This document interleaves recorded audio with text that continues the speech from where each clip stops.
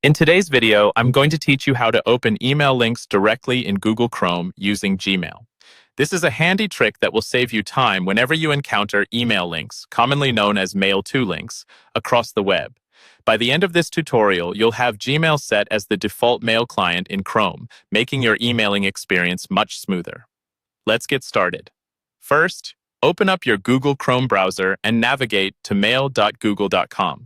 If you aren't already logged into your Gmail account, take a moment to do so. Enter your email address and password, and let's get you signed in. This is an essential step because you need to have access to Gmail for this process to work seamlessly. Once you're signed in, direct your attention to Chrome's address bar at the top of your browser. What you're looking for is a little double diamond icon, often appearing as two overlapping blue diamonds, right there in the top right corner of the address bar. This icon is the key to linking your email links directly to Gmail. Go ahead and click on that double diamond icon.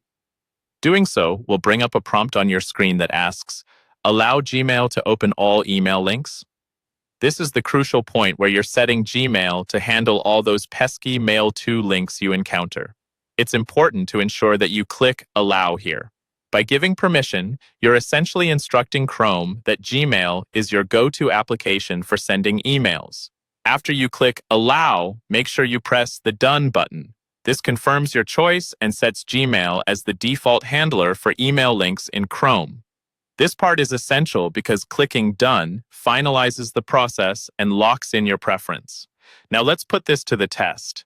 Next time you stumble upon a mail-to link on a web page, often formatted as mail-to-someone@example.com, click on it. If you've followed all the steps correctly, you should see a new Gmail Compose window pop up immediately, ready for you to start typing your message. It's that straightforward, and it's a real time saver when you're navigating the digital world. This simple setup ensures that whenever an email link needs your attention, you have a streamlined process in place with Gmail and Chrome working hand in hand.